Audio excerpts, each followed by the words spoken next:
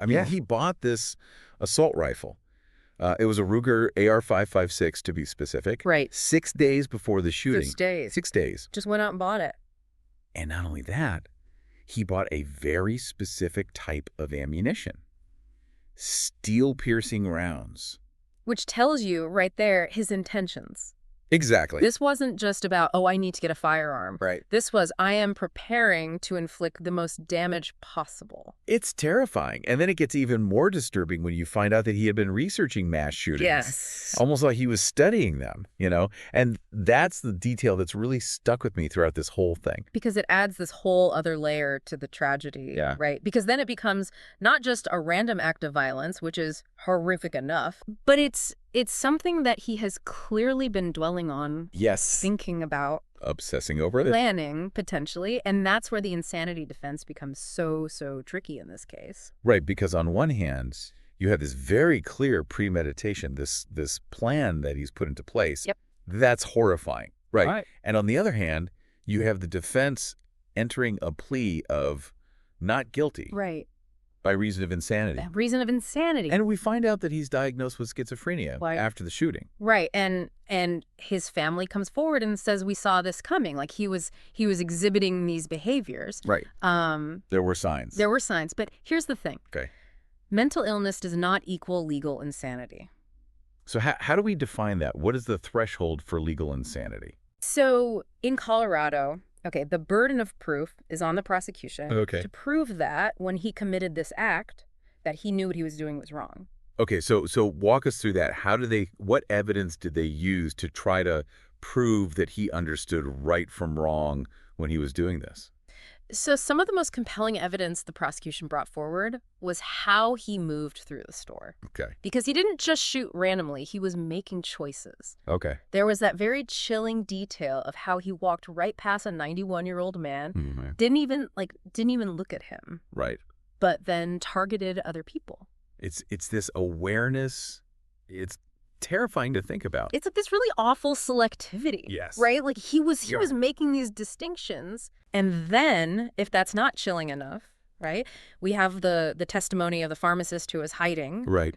And she said that she heard him say, "This is fun," Oh my God. multiple times as he was going through the store. I can't imagine. So again, it speaks to this level of awareness, right? Whoa. He was understanding the gravity of the situation. No.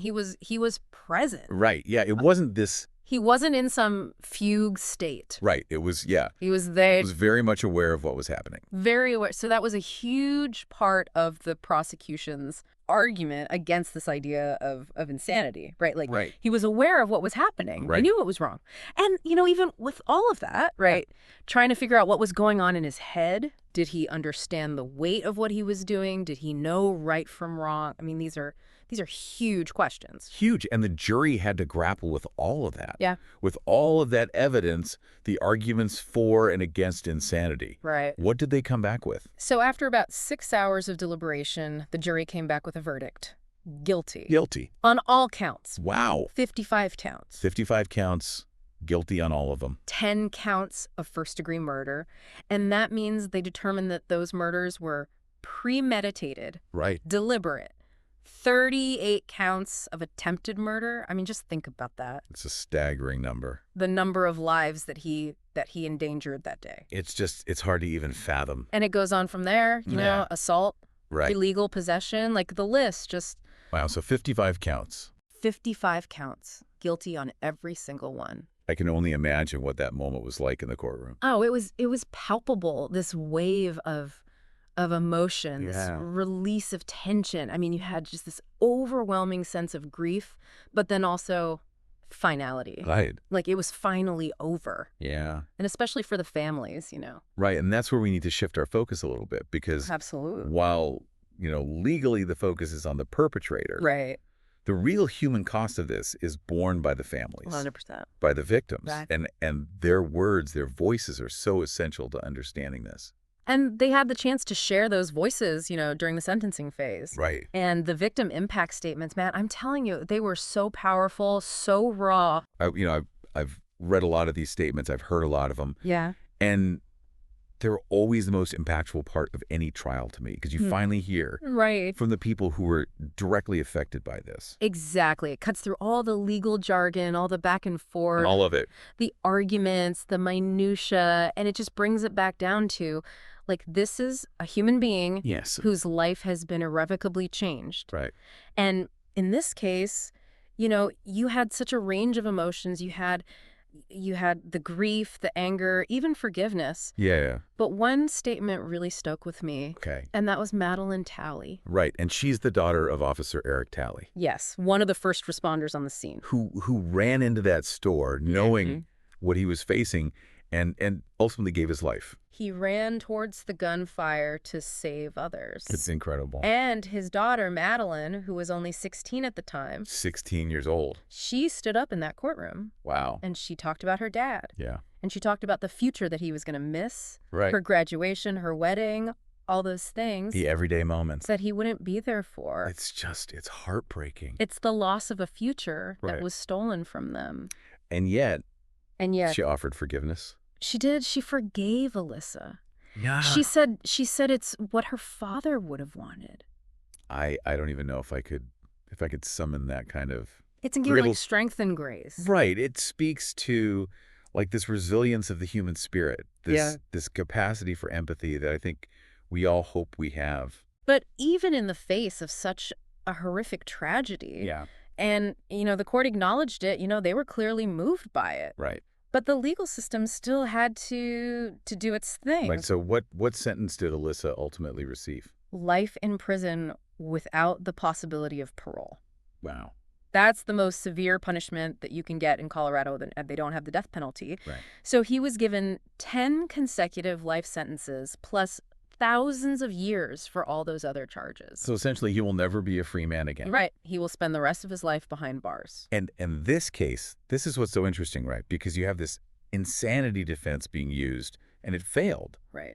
It raises these bigger questions, I think, about, like, how do we as a society deal with mental illness in the justice system? Right. Exactly. Like, where's the line? Where's the overlap? Yeah. And we've seen this defense used in a lot of these mass shooting cases. Is that common? It's not uncommon for it to be raised, but the reality is it's rarely successful. Really? Yeah, studies show that it's used in less than 1% of all felony cases, Wow. and only a fraction of those result in an acquittal. So why, if it's so rarely successful, why even use it, especially in these really high-profile cases like this? Yeah, that's a good question. Like, if it's so rarely successful, why even bother, especially when you've got these cases that are, like, captivating the whole nation. Right. And there are a few different things at play there. Sometimes it might be, and this is important to remember, a genuine belief that the defendant truly was not in their right mind, Right. That their mental state was so impaired that they weren't really in control of their actions. Right. So it's not always just a legal tactic. Exactly. But it can also be, let's be honest, a strategic move. Okay. Right? Because even if they know that an insanity defense is a long shot, Right. it can still introduce that element of doubt. Okay. So it might not get them off completely. Right.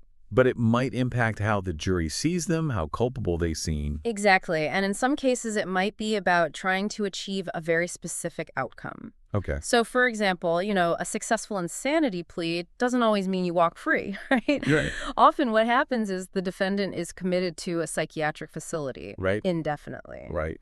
And some people might see that as a more humane outcome than prison. Right. Right. It's just, it adds this whole other layer to this incredibly complicated issue. And it makes me think about, we talk about this link between mental illness and violence. Right. Especially in these mass shooting cases. Sure. But is that even a fair connection to be making? That's where we have to be really careful. Okay. Because I think it's really, really important not to draw this direct line between mental illness and violence. Yeah. The vast majority of people who struggle with mental illness are not violent. Right. And in fact, they're more likely to be victims of violence themselves. That's a really good point. Right. Because we don't think about that. No, we don't. We tend to kind of lump everyone together, and it creates this stigma. Right. Right. And that's not fair, and it's not accurate. Exactly. And look, this isn't about assigning blame, but I do think this case brings up some really important questions about how we support people, especially those with severe mental illness. Right. like schizophrenia. And we heard from Alyssa's family that they had noticed these changes in his behavior. Right. But there was no professional help being sought. Yeah. He wasn't getting the support he needed, and you do wonder. Right, like what if he had been getting the help that he needed? Could this have been prevented? It's impossible to say for sure, Right. but it's a question that deserves to be asked, Yeah. because it speaks to this larger issue of mental health care in this country, right? Like the stigma around it, the cost, the lack of resources. I mean, Right. And then it's like we're almost surprised when these things happen. right. But it's like, well, we're failing people.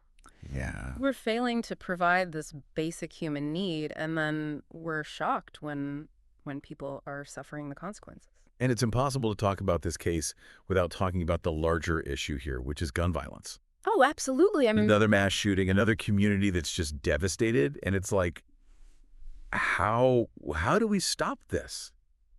it's the question, Yeah. right? It's the Yeah. question we ask every time, and it feels like this uniquely American epidemic, Right. this plague of gun violence that we just can't seem to escape. And it's easy to feel overwhelmed. Oh, Like, absolutely. what's the point? Is anything ever going to change? Right. But we can't give in to that. Right. We have to keep talking about it. We have to keep demanding change from our leaders. We have to. Right. Keep fighting for common sense gun laws. Yes, exactly. Like, we can't just become numb to this. We can't, because the minute we become numb to it, we've already lost. And at the end of the day, we've talked about all these complexities, the Yeah. legal stuff, the mental health aspect, the gun violence issue. Yeah. But it really just boils down to this. 10 people are dead. Right? 10 families will never be the same. So is there ever really justice in a case like this? That's a question we all have to kind of sit with, Right. because the jury came back, they made their decision, the sentence was handed down. Right. But does any of that really address the loss, the pain? Right. The ripple effects of this Uh-huh. are going to be felt Forever. by these families, by this Right. community, So- forever. And that's what we have to remember, right? Like, these things have a ripple effect. Right. And that's what stays with me. It's the victim impact statements, those raw emotions, those shattered lives. Yeah. And you walk away from this, at least for me, I walk away and I'm just thinking, how do we prevent this from happening again? And that's the question, right? That we should all be asking ourselves. And like you said, there are no easy answers. Yeah. But I think this case, this deep dive, it's given us a lot to think about in terms of the role we all play, not just as individuals, Right. but as a society. Right. What can we do? How do we address these systemic failures? Because this didn't happen in a vacuum. Right. And maybe, just maybe, if we keep asking these questions, Yes. if we keep having these conversations, even when they're hard, Especially when they're hard. all right, maybe we can actually create a world where this doesn't happen anymore. That's the hope, right? Yeah, that's the hope. That's what we're striving for. That these tragedies aren't just a part of life, that these 10 lives weren't lost in vain. Right. It's a world worth fighting for. It is. And on that note, I think we'll wrap it up there. But you know what? What's up? I think we leave it to our listeners to think about their role in all of this. What role can we each play in preventing this kind of senseless violence, It's a question worth considering. Absolutely. All right. Until next time.